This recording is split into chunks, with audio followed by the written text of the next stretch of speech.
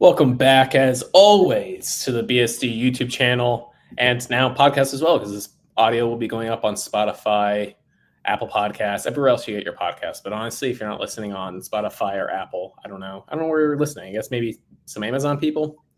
Anyway, welcome back to the show. We are here to preview Penn State versus Villanova, the last out-of-conference game in the daunted, very, very tough out-of-conference slate for Penn State. As always, I'm your host, Patrick Curley, joined by Tim Aiden and Jarrett Slanina. Fellas, how are we doing on this Wednesday evening? Great. It's getting to be mid-September, and we're getting the swing college football season. So it's amazing how quickly the weeks start to fly by as soon as college football begins. I swear, it's just any other time of year just doesn't move this quickly. But you kind of look up and you're in week 7 all of a sudden once the first game starts. Yeah, I right there with you, Jared. We wait 7 months, what seems like agonizingly slow months for the season to come, and then in a blink of an eye, we go from week 1 to championship weekend. So, yes, have to savor the weekends, and even for Penn State, I kind of made a joke in my random thoughts that we look forward to Penn State games all off season, and then we get whatever the slop was that it was on Saturday. But still have to be grateful for a Penn State football Saturday, and hopefully this Saturday will be a much more fun one. Hopefully Penn State gets off to a quick start. So we're going to jump right into things tonight. Penn State this coming Saturday at 3:30, a nice 3:30 kick instead of noon, which I don't know how you guys feel about that. I am like the rest of the college football world that I hate a noon kick for an actual big game, but I kind of do wish that Penn State just had noon kicks for the Villanovas of the world and stuff like that. Do you guys still prefer a 3:30 kick for Villanova, or?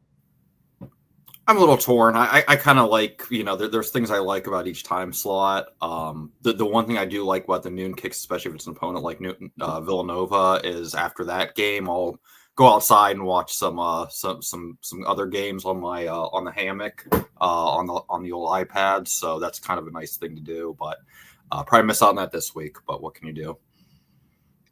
I mean, it doesn't. I think either way. I mean, I don't know.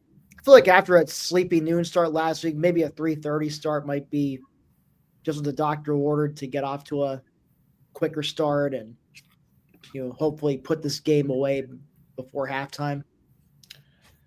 That's a good point, Tim. And let's actually jump into that, because I think one of our, and we'll talk about this as we go through, but we're going to keep it with the same format that we did last week. 2 things we want to see from Penn State this week against Villanova.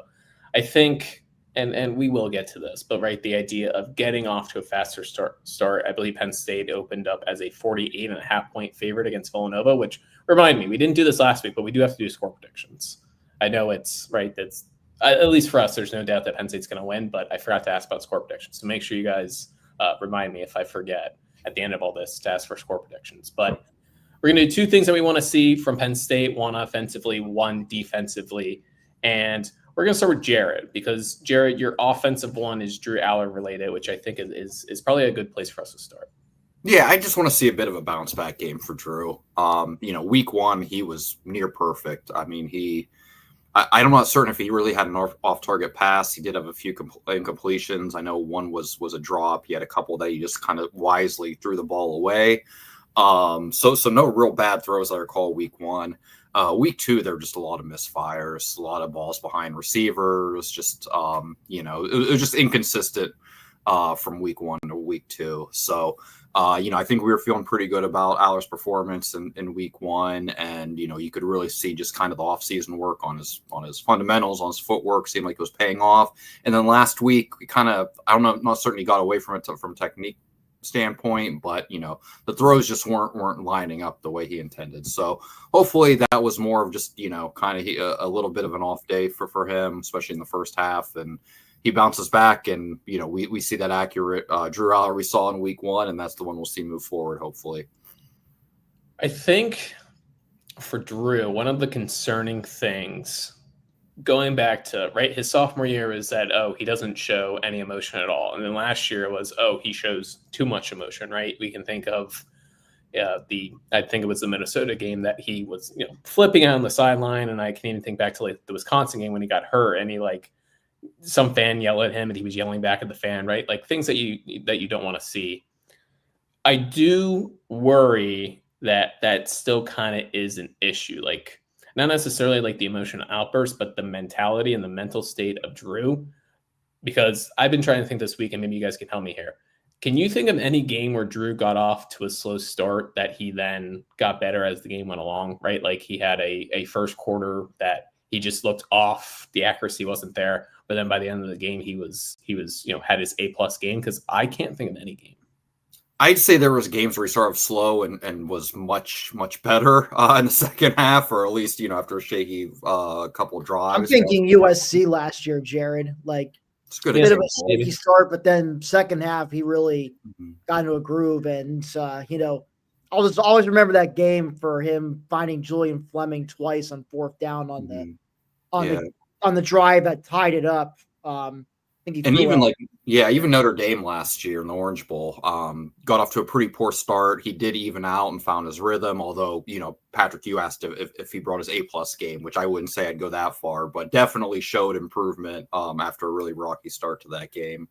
Yeah, I mean, so there's times he does settle in, but I don't know if he goes from having a poor start to an A+ performance from one half to the other.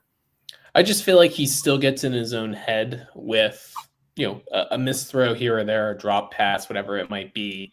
And that was like the concerning thing against FIU, was that there was never just like a three series in a row where it's like, oh, Drew was firing there, right? And a lot of it was dump offs and dink and dunks on the field and whatever. But it's one thing to start that FIU game at noon kick.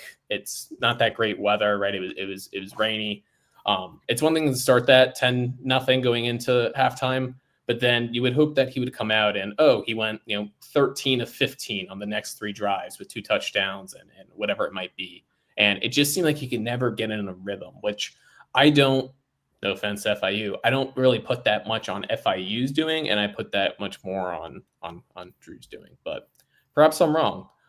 Tim, I want to ask you, just because we'll go on to what you want to see this weekend, but I don't know if you guys saw, Bo Prabula had a really nice game for Missouri against Kansas. Tim, do you wish that Bo Prabula was back at Penn State and was the starting quarterback instead of Drew? Because it is legitimately like a conversation topic on Twitter for some people.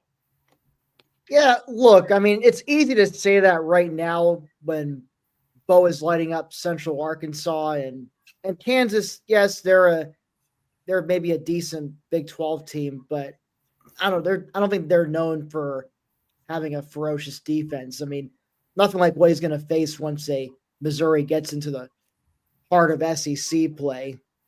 So maybe Bo will still do well, all like he's been doing all throughout the season. But now that he's putting more things on tape for opposing defensive coordinators to try to go up against, I think we're going to see SC teams start to adjust more to his style, and then it'll be up to Mizzou's offensive coordinator to try and counter that. But I think we can pump the brakes a little bit on the whole. Well, they let the wrong quarterback hit the transfer portal.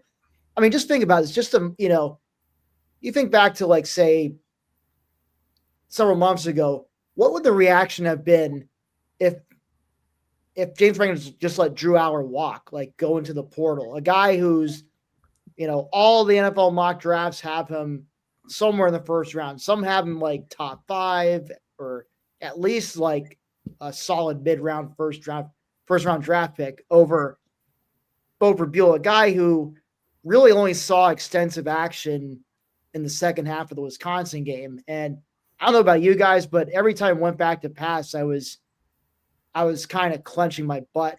So, I mean, the optics of that would not have been good. I mean, it's easy to say, right now that, they let the wrong guy go. But, again, we're only 2 games of the season. Missouri hasn't played a single conference game yet. They haven't been through Bo hasn't been through an entire SEC conference slate. So, let's we know what we have in Drew. He's going to have his ups and his downs, but we will certainly see the ups return soon enough. So yeah, I hope so. I think well, one, first and foremost, the funniest thing of Bo going to Missouri was this summer how in practices he couldn't separate himself from Missouri's backup Sam Horn, which that too. Well, no, I'm going to say this as a defense to Bo. It's I could have told you as soon as you put Bo in the game, he was going to look way better. It's very Trace-esque where it's he's a gamer, right? A running quarterback who really goes with the flow and the vibe of the game. So I'm not shocked at all that Bo's doing well at Missouri, that he doesn't look so great in practice and that you get into a game and all of a sudden he's just a terror to stop. I don't even think we have to tear Bo down or say oh, Bo couldn't do this or Bo couldn't do that. It's just hey, Drew Aller is a good quarterback. Bo might be a good quarterback too.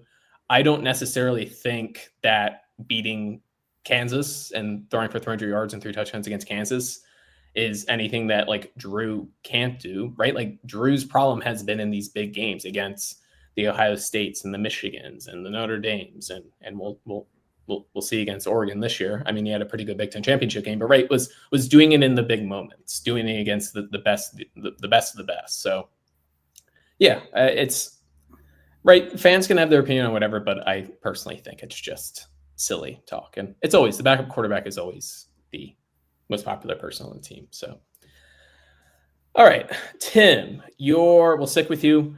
The offensive thing that you want to see Penn State do this week, what is that? I want to see the offensive line start to look like the dominant offensive line we saw last season. Its first couple of games just haven't been, to put it kind, just haven't been all that they were hyped up to be all off season long. And this is a perfect opponent. I mean, they've definitely got a big size advantage on Villanova's defensive lines. I mean, I want to see these guys just push them around, knock them on their collective asses like you're playing college football 26 against an overmatched team. It's because you haven't played the game. I mean, there's the pretty cool animation when you're running the ball and then one of your blockers just knocks a defender on his ass.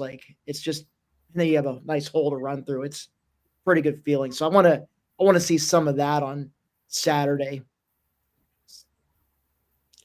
Jarrett, your take on the offensive line? Yeah, it's been concerning. I think the thing that has really concerned me more than anything else is just their lack of success in short yardage situations. Like Tim said, if in those situations you're just kind of executing basically, putting a hat on a hat, moving guys out of the way, and opening up holes to pick up a first down. There's just been a lot of drive killers because they just haven't been able to do that, which is. I don't know if it's more of a rotational thing. I don't know if it's just things they're trying to work out, but it's definitely has raised concerns considering all the hype and the great amount of hope we had for the offensive line coming into the year, thinking that they may be the Joe Award winners, best offensive line in the football or in college football, and just haven't seen that so far. I know we'll talk more about this in our overreaction, so I'll save my offensive line take, but I think I am going to zag a little bit from you guys. I'm not as concerned about the offensive line. I think that kind of similar to the backup quarterback is always the most popular person on the team. I feel like it's easy when an offense is struggling to just be well, the offensive line isn't very good. So we'll save that for our overreactions because we're going to talk about the offensive line in the overreactions. The thing that I want to see this week from the offense, and it kind of does go with the offensive line, is let's get Nick Singleton some big plays. I have mostly been more of a Kaytron Allen guy as far as which running back do I like more during their tenures. I like them both a lot, to be clear, but if I had to pick one or the other, I've always kind of leaned Kaytron a little bit more, just the consistency that he gives. But I have felt after last week, and this generally happens when Nick has bad games, that the pendulum swings too much in one direction or the other. So I would just like to see Nick go out there, bust off a 74-yard run because all of a sudden you get a big gain like that, and the fans are right back to saying, oh, this is the best running back in the country, Heisman this, Heisman that. So let's get Nick Singleton into some space. Let's get him a hole. Let's let's just see him take off, because he's a fun guy that once he gets in the open field and can turn on those afterburners, he's a fun guy to watch. So I'd like to see a big play or big plays from Nick Singleton. Any thoughts? Yeah, I would gladly. Oh, sorry. Go ahead, Tim. Yeah, no, I was harping on this in the post game show last Saturday. Singleton just wasn't showing that burst, that explosiveness. He was running into his own blockers instead of hitting a wide open hole. I mean, it was really baffling. So I don't know if he's just thinking too much out there or what, but I hope, and I would imagine he's going to have some big holes like that again against, Villanova's defense. So hopefully he's able to hit. I'm going to say, I don't think hopefully we won't see a repeat of 2021 where we average 2.5 yards a carry. And, but I digress. Yeah. I want to see him, look like his, what he's capable of. Yeah, Franklin actually mentioned what you just said, Tim, about Singleton, that he's just thinking too much. He's a very coachable player, really wants to do everything that's asked of him, and he kind of gave the impression that some of the issues he's just kind of thinking instead of just reacting. And he mentioned Sunday through Friday is the days that we're going to coach everyone up, and then Saturday you go out there and you play. So hopefully that kind of clicks in Singleton's mind a little bit, and we'll see a little more decisive version of him this Saturday. Because when he is decisive and he makes that cut and it runs, he's, like you said, Patrick, one of the best running backs in the nation. Yes. Easily. It's just a matter of whether it's his vision or decisiveness. It's just not everything's there right now in the first 2 weeks. Yeah, and even when it comes to the passing game, I do think Singleton is a better receiving back.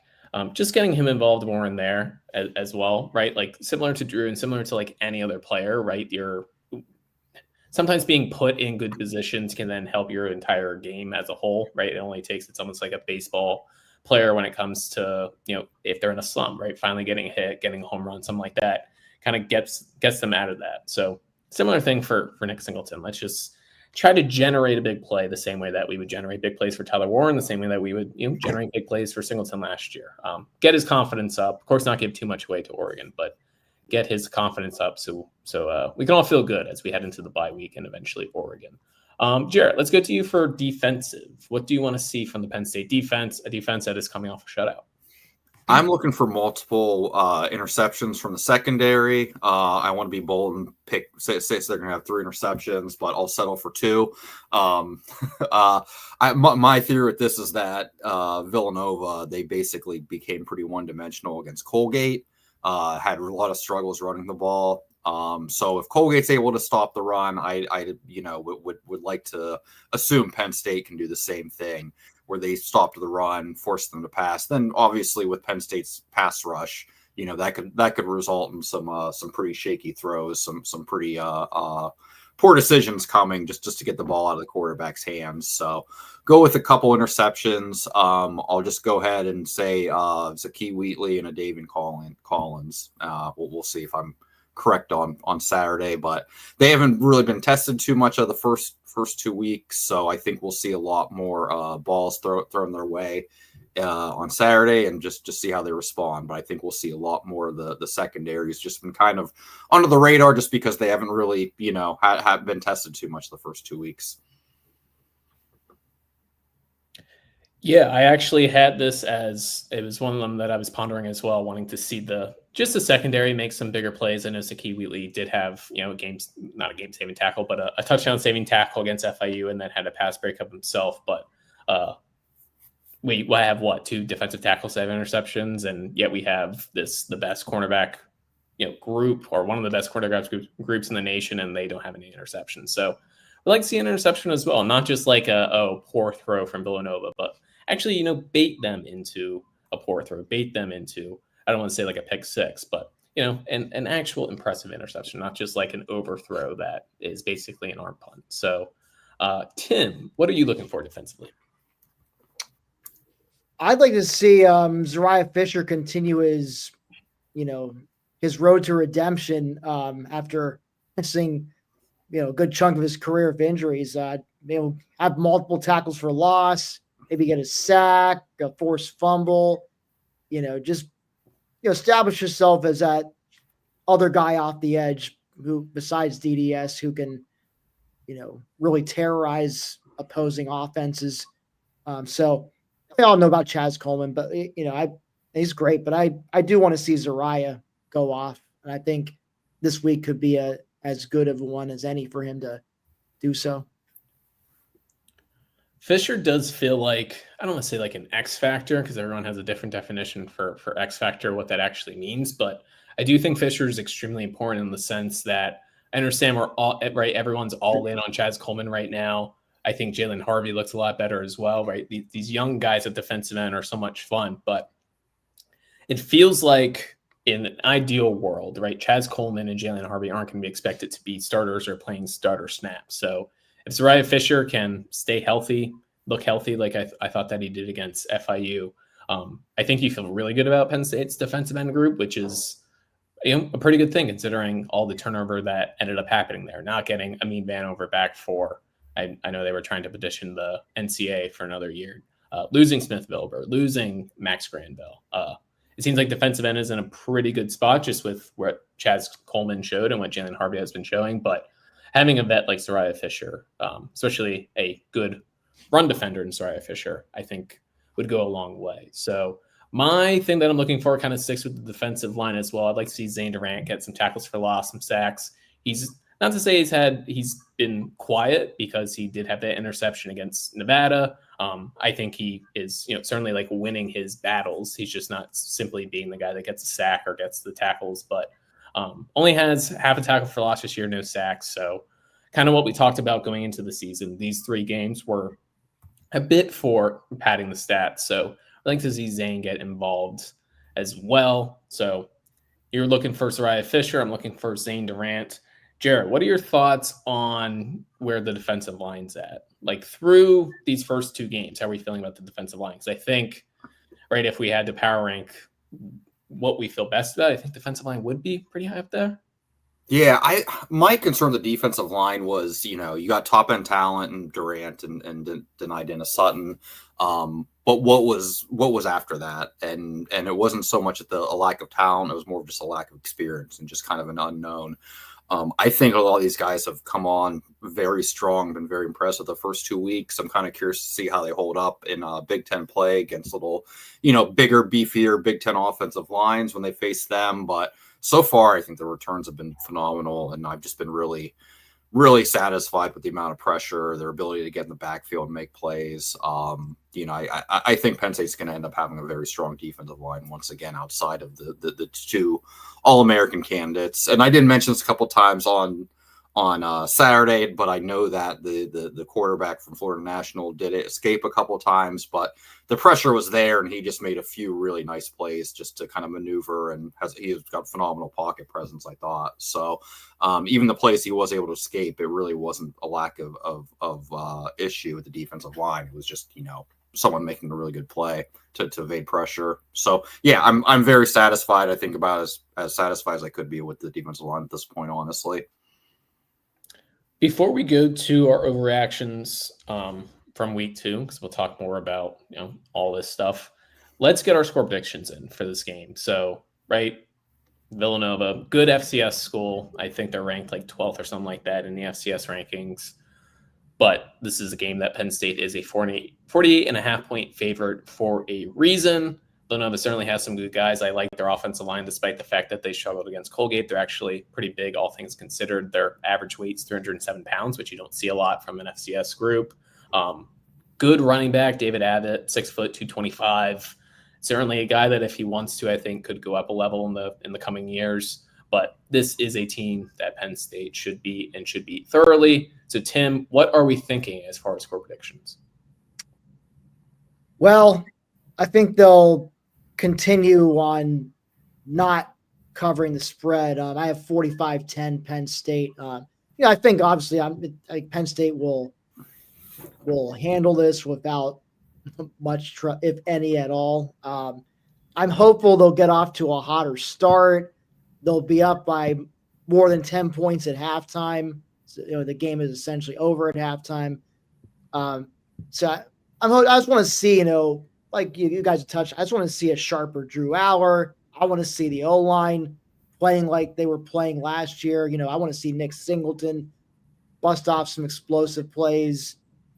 So, I just want to see more consistency from the offense. And, defense I'm not really concerned with. I think I'd say 10 points. I think maybe Villanova gets a field goal against the starters, and then they score a touchdown late in the fourth quarter against the 2s and 3s. I'm right along with you. I bet 56-10. And I think the biggest thing for me is after last week where it was 10-0 at halftime, I want to see Penn State go out there and really dominate in the first quarter and certainly by halftime. So I would really like for it to be like 35-3 at halftime, something like that, where the starters go into halftime. They say, hey, let's get, maybe 1 or 2 more series, considering that there's a bye week coming up anyway, but that they're not going into halftime thinking about adjustments to be made or, just basically whatever last weekend was, where it was only a 2-possession game. So really do want to see them get off to a fast start. I think that's like my biggest key to the game. I do not want to see a struggle fest in the first quarter. Jared, your score prediction. I'm going 45-7. I'm not convinced the offense is going to, just blow the doors off of them or anything, but they'll have a good game. I'm expecting, perhaps a drive or two to stall. And I think there might be a couple of drives that just kind of take a little while from what we've seen from this offense so far, whether that's by design or just, taking what the defense gives you. But I could see a couple longer dink and dunk drives in the first half. So I don't think it'll be such a slow start as Florida National, but I'm not also expecting them to, be up huge at halftime. And by huge, I mean like 35-0. I would say like 24-0, which obviously is still a good position to be at halftime. I'd be satisfied at 24-0. I would take that. Yeah. And I also kind of going back to what I mentioned about the secondary, I'm going to go ahead and call for a defensive touchdown, probably pick 6. So I'll say 5 scores for 5 touchdowns from the offense, settle for 1 field goal, and the defense provides a pick 6 as well. Weather looks good in State College, by the way. I know that was something that we didn't quite touch on last week or haven't touched on in really any of the weeks, but it's supposed to be 77. Looks like it's not going to rain, so it should be a nice day. So no excuses of rain or the wet field or whatever it might be. Even in warm-ups, looks like it's going to be a nice day in State College. Before we get to our overreactions from week 2, please make sure, please make sure you're subscribed to the BSD YouTube channel. I have good news for you. If you're watching this, you are watching it on YouTube. That means that you can like the video, you can subscribe to the YouTube channel.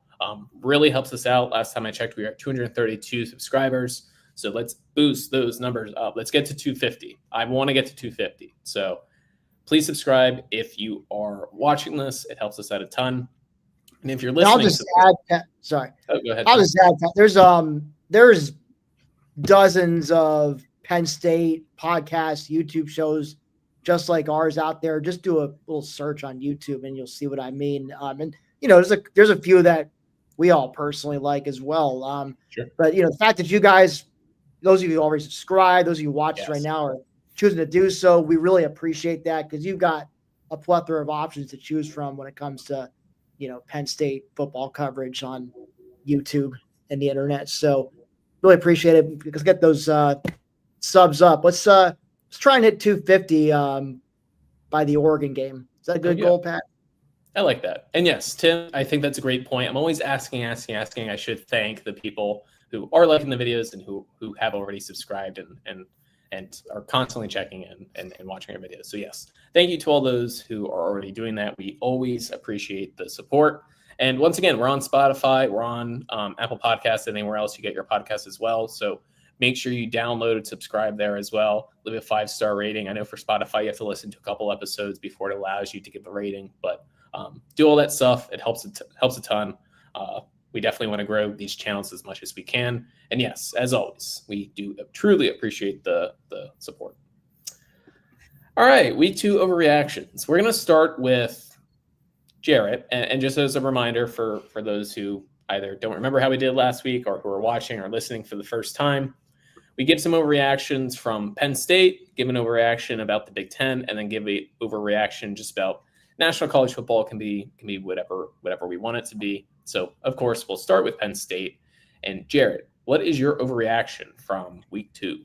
Yeah, I'll keep this short because I already kind of covered it, but my big overreaction was just the nature of Penn State's short yardage situations and just not really having the success rate that you would hope, especially against the competition. So we've already discussed this, but I will say, once the competition gets a little bit tighter, but you get stuffed on a few 3rd and 2s, 4th and 1s, just unable to convert, and you are either forced out and downs or punt the ball away. Those possessions, those really add up against an Oregon or Ohio State, where suddenly you're in a hole or you have an opportunity to take a lead or tie the game, whatever the case may be, and you just come up short. So I would like to have more confidence than what I do in the offensive line so far. It's early. Not time to quite panic yet, but that I'm a lot more concerned than I thought I'd be at this point in the season, based off what we've seen in those 3rd and short, or not 3rd and short, but just short yard situations in general, when they need to pick up 1, 2, 3 yards, and they just have failed to convert in a lot of those instances. I understand the fretting about the offensive line. I know Landon Tangwell has some videos about it, and he's obviously an expert on it and has been pretty critical of some of the offensive line struggles. I do want to point out, and I understand that it's partly based in expectation, right? If we were to take this offensive line and put them in 2021 or put them, back in 2015, right? It's a different story. We'd be very happy with this offensive line, but we think that this can be one of, if not the best offensive lines in the country. But I do want to point out that they averaged 6.7, or Penn State's offense averaged 6.74 yards per carry last week. Can you tell me how many games last year Penn State's offense averaged more than 6.74 yards per carry? I'll say 3. I'm saying 0. 0, so it's 2. It's 2. So I think technically Jared wins. Purdue and, oddly enough, Oregon. So, right, yes, Jared, completely get your point, especially with Penn State struggles on 3rd down last week and 4th down too, about it'd feel better if on 3rd and 5 against FIU that you could just run the ball and get the 1st down. But this offensive line is in a good place. They're returning 4 starters from last season, or technically, depends what you want to count as a start. But right, you're moving in your right tackle into guard Anthony Donka, replacing Sal Wormley. So ton of experience on the offensive line, and I don't know, Tim, am I off on not just being that concerned with the offensive line at this point? It is early in the season, so I understand not hitting the panic button, and I don't blame those who maybe are, they're just super concerned, like Jared's been. But like you said, you point out the stats about running the ball. I was reading it, even if you took away Katron's long touchdown run, they still averaged over 5.5 yards. They averaged close to 6 yards a carry, which pretty good. That doesn't change, the fact that they could be better in those 3rd and short situations. You would expect they'd be able to assert their will there. So it's not as dire as maybe some people are making it out to be, but there's definitely plenty of room for improvement. So hopefully we'll see that this Saturday against Villanova. I do enjoy the take of if you take away their longest run, and not to say you didn't do it, Tim, because you just gave them props for it. But right, I've seen a lot of before that run late in the 4th quarter, Katron's run, besides that, that helps it look a little bit better. It's yes, that's the point. How do you any running back or receiver, who skill player who puts up big time numbers, those are always inflated by 1 or 2 really long explosive plays. That's how it works. Yeah. The funny thing about that, Patrick, is that probably the same people who are saying well, you take this away, they didn't really do much. They're probably the same people saying why aren't there enough explosive plays out of this offense? Yeah. So that's a very good point. Exactly. Yeah. It's also, I was getting it's not annoyed, but I was a little And when people were making 2023 comparisons, I mean, we had some more explosive plays in that than I saw in a lot of games in 2023. Like the bomb to Devontae Ross, the run by Allen. I mean, those aren't things we really had through 2023. And just even Trevor Pena slipping a guy and taking off for what no, it was Yeah. a huge play, but 20, 25 yards maybe. Yeah. I mean, just even that's something we didn't really see much of the last couple of years. Yeah, I mean, again, we will. The funny thing about this out of conference schedule is like there's no actual winning for Penn State from it, like from a fan perspective, right?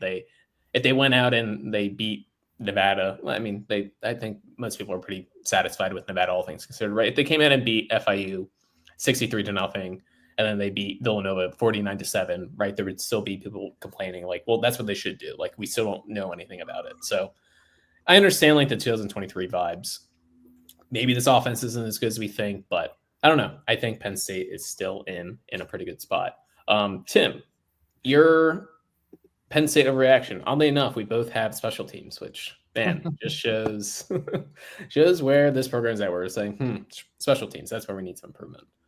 Or for me, well, yeah. Like mine's you guys saw how Gabe Nwosu showed out in his first attempt to first bit of action as the new starting punter. Had 3 punts for 160 yards. 2 of them went for 50 plus yards, including a 67-yarder that really flipped the field from like Penn State being their own red zone to just about the opposite for FIU. But he also put all 3 of his punts were pinned inside FIU's red zone as well. So very efficient there. I think he should be a front runner for the Ray Guy Award. I wouldn't be surprised if he's hoisting that trophy by the end of the season. The talent has never been an issue with Nwosu. I remember when he committed to Penn State, it was during COVID times. And just like the idea of like, right, he's 6'6", I think it was like 270 back then. Now he's up into like, I think the 290s. But yeah, I mean, being that he was the kickoff guy, like the leg strength was always there. But my overreaction is that Penn State, and then we're keeping it with Gabe Nwosu here, is that Penn State needs to stop doing the corner kicks on kickoffs. I'm done with Gabe kicking it out of bounds. It's clear that either one, he's not consistent enough, or 2, even if he is consistent enough, it's like, is it really worth it? Like, and we did talk about this on the postgame show, but right, the idea of starting at the 17-yard line versus the 25-yard line, like, okay, I'm sure analytically there's an 8% better chance for the Penn State defense to get a stop in that case, but I don't know. Penn State's defense is already really, really good. They paid over $3 million for Jim Knowles. Like, just kick it straight, kick it into the back of the end zone, kick it out of bounds as far as like beyond the end zone, and let the team start the 25. I think that's still like a pretty good spot, all things considered, right?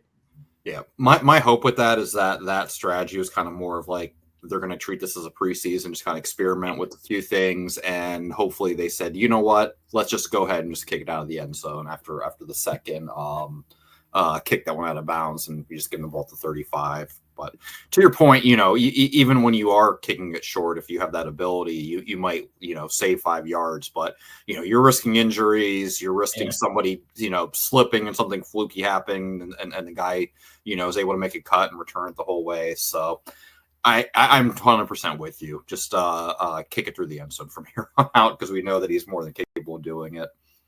Jared, we'll stick with you for Big Ten overreactions. What have you seen the last couple of weeks, or specifically from week 2, that is giving you an overreaction? Yeah, so this is going to sound silly in retrospect, but I was thinking, Oregon, Ohio State, both bringing in brand new quarterbacks. There'll be a bit of a learning curve, but both those programs just continue to produce Heisman candidates at QB, and it kind of looks like it's the same this year. I'm not necessarily saying that one or the other is going to win the Heisman, but they are both looking phenomenal.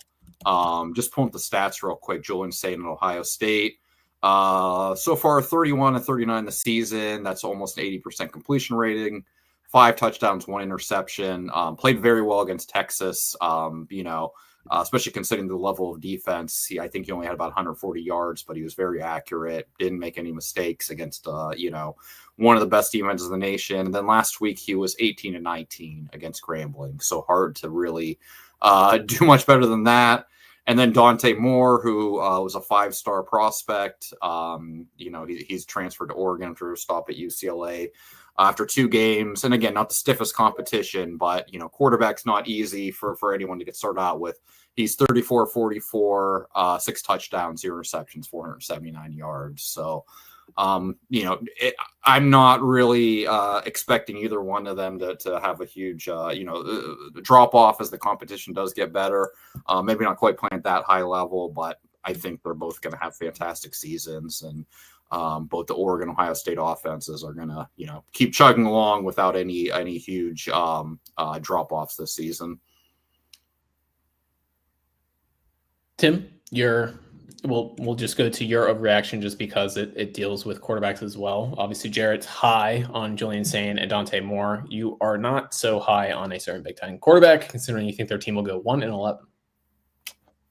Yeah, I think Tennessee definitely made out better in the end with Nico Iamaleava leaving them for UCLA because didn't think he was getting paid enough. So hope you're enjoying that payday on a crap team, Nico, because it looks like they're headed towards a 1-11 record and a winless finish in Big Ten play. I think they can beat New Mexico. I mean, if they don't beat New Mexico this weekend, who they're favored to beat by 15 points.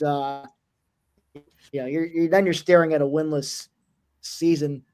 But yeah, he hasn't quite been all he was cracked up to be. And of course, it doesn't help when you don't have much of a supporting cast, and definitely not a good sign when you're the leading rusher with 11 carries for 59 yards against UNLV in week 2.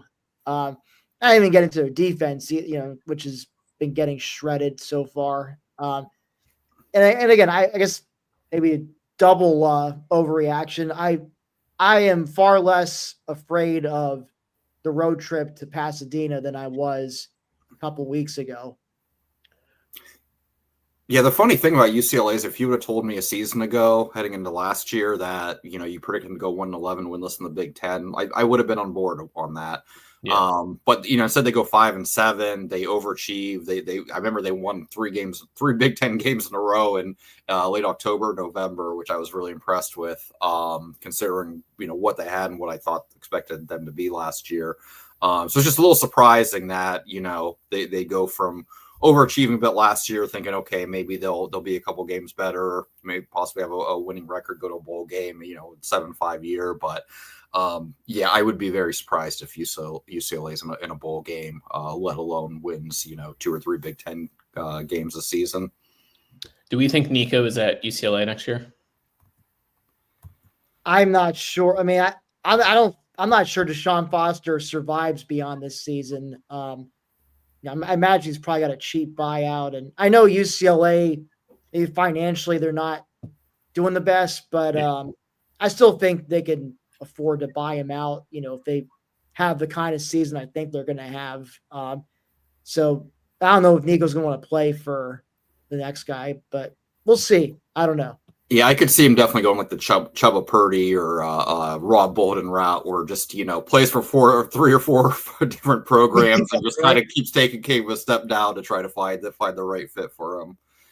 Yeah, I still think he's pretty talented. Just UCLA is kind of a mess. I mean, we knew the receiver room wasn't going to be good. They did do some portal work on the offensive line, but clearly it was not good portal work because they're a bit of a mess. My overreaction for the Big Ten is that I was not one of the people this offseason that thought that Illinois was going to make the playoffs. I'm now in on the Illini making the playoffs. They go down to Duke. They beat a what I think is a good Duke team. I had Duke in my playoffs as the second ACC team. In the preseason, they go down to Duke. They beat them 45-19. That game was, I think, a bit closer than the score indicated. Illinois kind of pulled away late with some turnovers and stuff like that, but winning 45-19 is winning 45-19. So they have a manageable schedule. They do go to Indiana next Saturday, but it really comes down to going to Indiana, home against USC. They host Ohio State, and then they go to Washington as far as what I think will be like tough games or swing games or games that they won't be favored in. But even if they go 2-2 in those circumstances, that's still 10-2, which I think gives them a pretty good chance at getting in. So I'm in on the Illini. I don't know how you guys feel, but I'm in on Illinois now. I think I think it's going to come down. I mean, like I said, the road game in Indiana, USC at home the following week, and Ohio, they host Ohio State a couple weeks after that, and they go on the road to Washington. Like you said, if they go, they can basically get a split between those 4 games. They go 2-2, which is tough. Which is going to be tough. That'll be. I mean, Indiana on the road. That's Indiana's pretty good team too. That's gonna be tough. USC, they're looking improved so far. It's early to say, but Ohio State is Ohio State, and Washington in Seattle. That not an easy trip. So we'll see. But if they go 2-2 between those games, I'm feeling pretty good about them finishing 10-2 and making it to the playoffs. Because I think Purdue, Rutgers, Maryland, Wisconsin, Northwestern, I think they're definitely better than they're head and shoulders above those teams. And there could be a slip up there, but chances are that if I think that they're playoff caliber, that those are games that they should win. So I think they're not pulling a typical Illinois thing, which is a follow up, a great season with absolute face planting. So at least not so far. Overreactions on a national level. Let's go with, all right, Jarrett, we are going to stick with you because Tim and I both have SEC-ish takes. So Jarrett, we'll go to you for your national overreaction from week 2. Yeah, I'm just going to go based off of the kind of shock that Oklahoma State has just been in free fall mode these past couple of years. So 2023, they had 10 wins. They make the Big 12 championship game. And then last year they have 19 guys coming back from that team. So Oklahoma State was my Big 12 preseason pick heading into the year. They've got Gundy, who's got a good track record, won a lot of games over his time at Oklahoma State. And then they just come out of the gate and look terrible. They only finished 3-9, and it was like the team just almost packed in from the very beginning, just getting absolutely rocked week in and week out. So my expectation that they'd win all these close games in the Big 12 in the margins, thanks to all their experience and returning talent, was obviously untrue. And now they're looking like they might be the worst power conference team in the nation. At least close to it. They could probably beat Stanford, I'm guessing, but I don't have a long list of other programs I would feel confident Oklahoma State can beat right now. And as we're all aware, they lost, I believe, it was 69-3 at Oregon. I know Oregon's good, has a lot of talent, but they were the program that you would expect to at least hang with Oregon up until a couple seasons ago. So just really surprised that they've had such a free fall the last couple of years. Gundy had a really nice run there, and I kind of think that the Gundy era is probably over after this year, and they'll be starting over and see if they can find their place in the Big 12 once again. Tim, more trivia for you. Prior to last season, how many losing seasons has Mike Gundy had at Oklahoma State? Got there in 2005. I want to say, I don't think he had a single losing season before last year.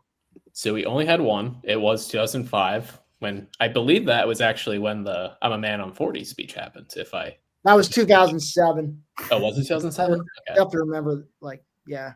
Okay. Either way, they did have a losing season in 2005. A couple years off, but no, either way, they had a losing season in 2005. But yeah, he's always been like, I don't want to say rich man's Kirk Ferentz, but similar in the sense that like Kirk Ferentz would always like kind of have Iowa 7-5, 8-4, and then just as when like the chirping started to get a little bit loud about like, do we want to keep this guy? He would pull out, that 11-win season. And Gundy has been kind of similar at Oklahoma State, where there's been peaks and valleys, but he always seemingly would have a good winning season. He would talk to Tennessee, or he'd talk to South Carolina, or he'd talk to some random SEC school. T. Boone Pickens would then give him some money, and he'd stay at Oklahoma State, and they would do the dance every 3 or 4 years.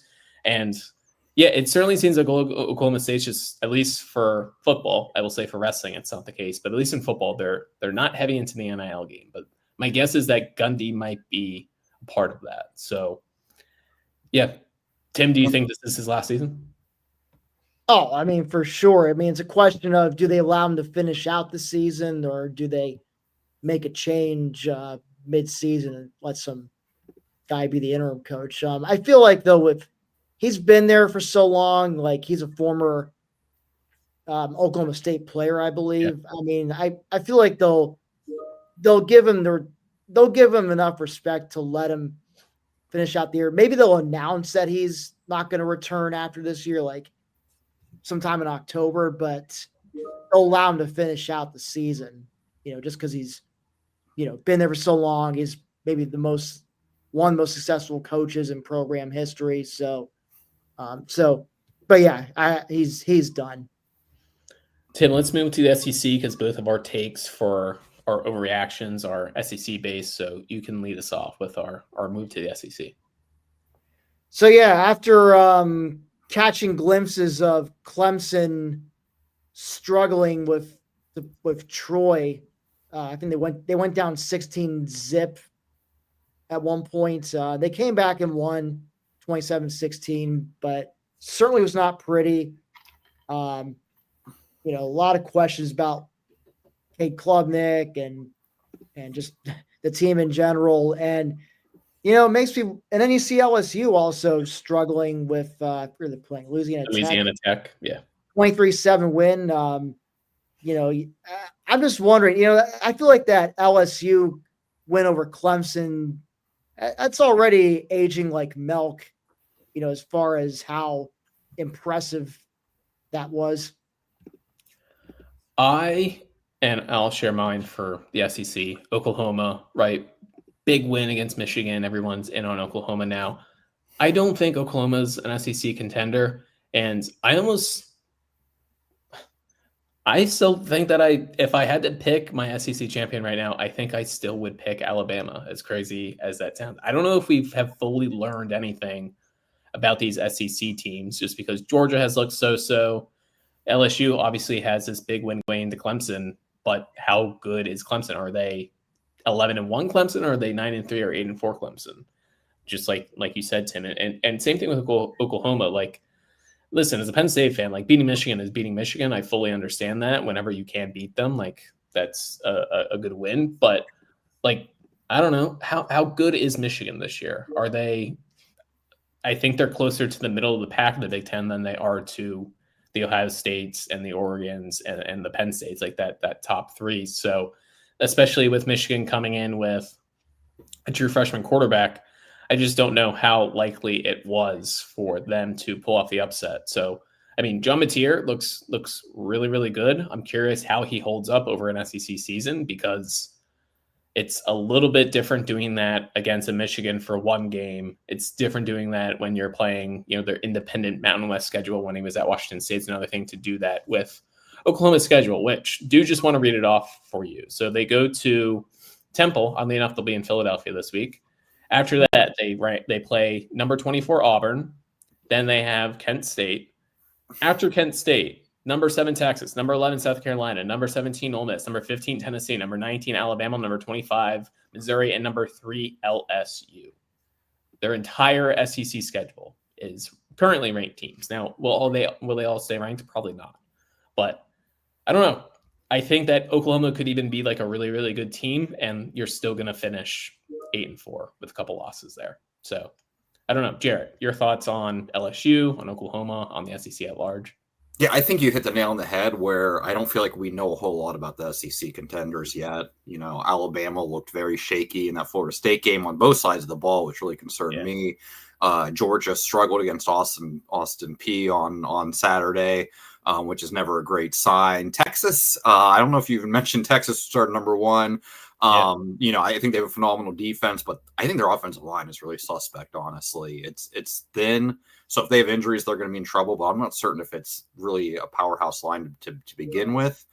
And LSU, I just kind of feel like they've just, they'll look good in certain weeks, and certain weeks they just kind of fall apart. So I really don't know what to expect out of the SEC this year, but I am with you. I don't think Oklahoma is going to take a huge leap where they go from 6-7 to SEC champions. So I'm on board with you. I'd say 8-4 is probably about their ceiling, but I'm not expecting them to be a playoff team this year, let alone as SEC champs.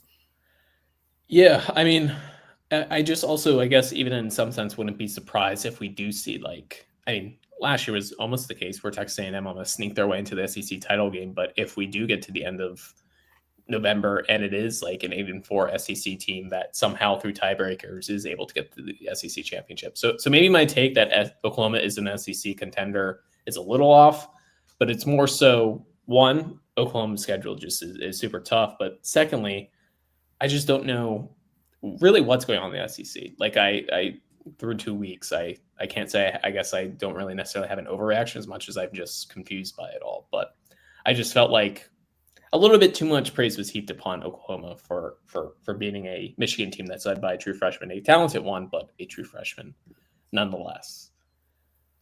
Let's move on to our week 3 slate. So last week we picked 3 games. This week we'll also pick 3 games. We'll have to give our flowers to Tim, who was our winner last week. He went 2-1. Jarrett went 1-2, and I went 1-3. So we're gonna see if we can improve on that this week. For us across the board, it'd be great if we all have winning records this week. So we'll see if we're in agreement on these games or not. First game that we will talk about: Georgia at Tennessee. Tennessee is a home dog in this game. Jarrett, we'll start with you. Who do you have in this one? Whether it's winning or whether it's certainly covering as well. That's what we need to know. I feel like this is a bit of a toss-up for me. I went with Georgia just because I do believe they are the overall talented team. I think Tennessee is set for a good season, although I don't know if they're going to necessarily return to the playoffs. If they do, I'm not expecting if they do make it, I expect an early exit just like last year. So I think Georgia has a little bit more potential this season. So I'm just not convinced with them yet. Their running game really struggled last year. They were just bad in the perimeter. Their receivers were not good a season ago.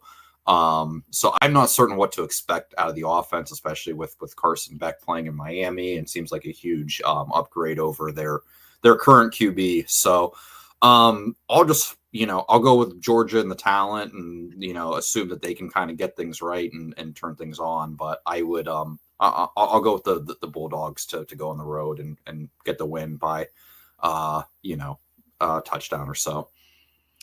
I also like Georgia in this one.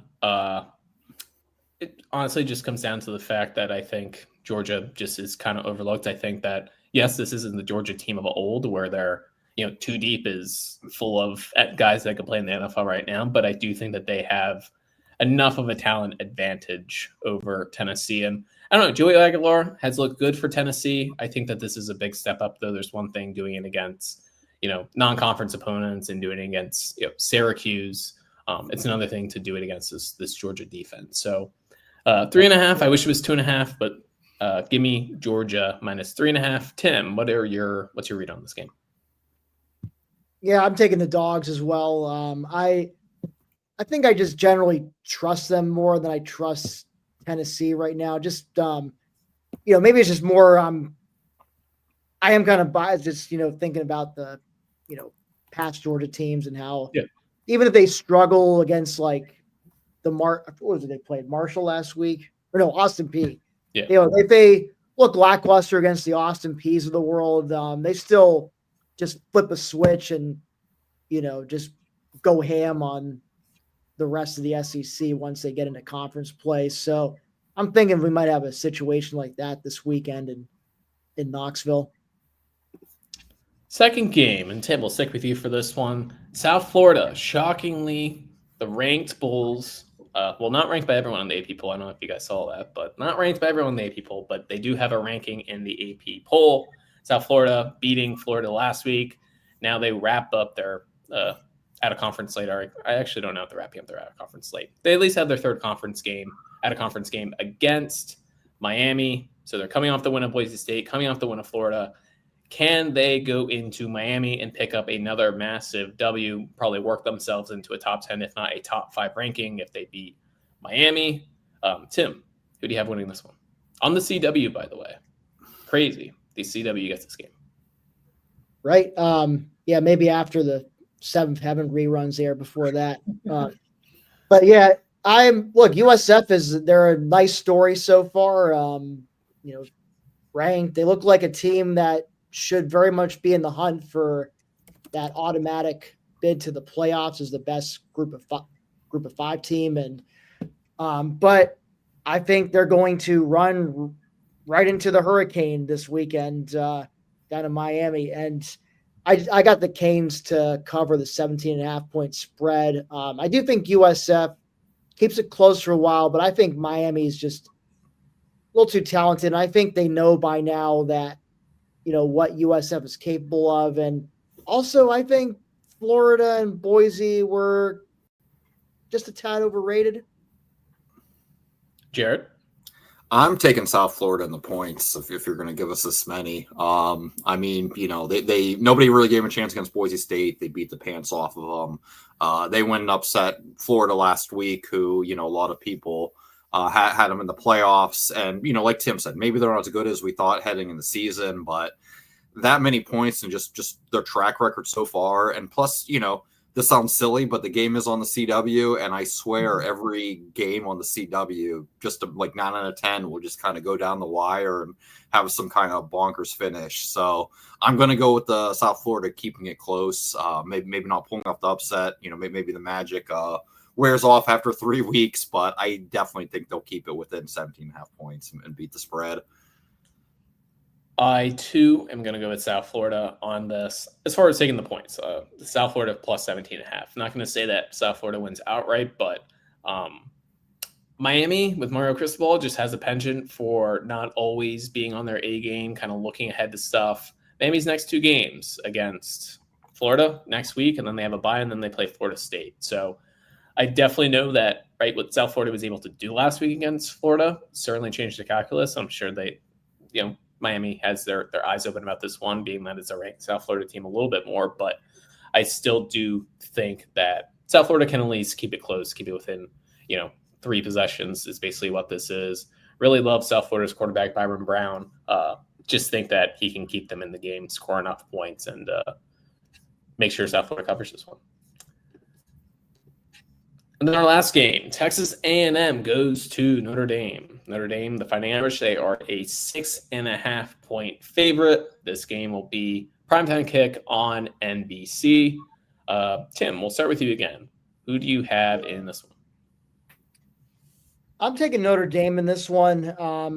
They've had an extra week to prepare, and after that loss to Miami, they really need this win badly. The last thing they want to do is start 0-2 and then have to win all the remaining games in order to make the playoff, because 9-3 conferenceless Notre Dame is most certainly not getting in. So, A&M's gonna, they're a pretty good team. I think they were ahead at certain points last year when they hosted them, and then Notre Dame kind of took over late. So I don't know. I just night game and at Notre Dame. I just have a feeling that the Irish are gonna win and do so by like 7 to 14 points. Yeah, I'm also on Notre Dame on this one and covering the 6.5. Like you said, Tim, I mean, just going simply based off vibes and kind of what this season feels like it's going to be. It's just hard to see Notre Dame starting 0-2. So certainly think Notre Dame wins, but just given everything else around this game, the primetime kick, Notre Dame coming off of a bye week, Notre Dame coming off of losing to Miami rather, excuse me. I think they'll have something to prove, and I don't know. I just don't think that this Texas A&M team quite has it to stay within a touchdown. So I also like Notre Dame and like them to cover that 6.5. Jarrett? Yeah, I'm going to actually go take A&M and the points, even though I do think there's a good chance Notre Dame wins this game. But I was just really disappointed in Notre Dame's offense in week 1 against Miami. Maybe it's partly just because Miami's defense have been so bad the last few years, so I kind of expected something different. So, Hurricanes defense was much more physical, much better against the run than I expected by far. Really good line of scrimmage, which I don't know if we've really seen too much out of the Hurricanes last few years. But I think Carr, Notre Dame's quarterback, just is going to need a little, I know he's a 5-star prospect, very, very heralded prospect, but I just think he's going to need some more time to really kind of gain some experience and improve a bit. I think he's got a lot of work ahead of him. And the thing I'm really curious about is what we say to Jeremiah Love in this game, because he was heading in as, most people thought of him as the best running back in the nation, and then he barely carried the ball against Miami. So I don't want to speculate or anything, but it sure seems like he's possibly banged up, because I doubt the coaches would just forget to give your All-American candidate the ball in one of the biggest games of the season. So I think Notre Dame's got some work to do in offense. And from what we know about, Mike Elko's teams, they're always play maximum effort. They're a scrappy bunch. So I kind of expect like a 2017 game with Notre Dame coming out by field goal, but I'll take A&M and the 6.5 points, because I think they'll keep it close. All right, so we're all on Georgia -3.5. Jaron and I are taking South Florida plus 17.5. Tim is going with Miami and the 17.5. And then we are split on this one. Tim and I are going with Notre Dame, and Jared is going with Texas A&M and the 6.5. All right. Any final thoughts, fellas? Otherwise, we'll get out of here. Just looking forward to wrapping up the non-conference slate. Yes. We figured we'd learn a little bit, but it's just it's kind of hard to surmise too much about the long-term prospects of this team based on what we've seen with them trying out so many different things. And just be interesting to see this get wrapped up, going to bye week, and first 2 weeks have been injury free, and hopefully that trend continues. I will say I'll echo what Jared said. Just let's get through this weekend without any injuries, and let's just look sharper so we can at least feel better, have some more positive vibes going into the bye week and going into the Oregon game, which will truly tell where this team stands amongst the college football world. So like I said, just one more of these preseason type games, and then it's on to the Big Ten slate.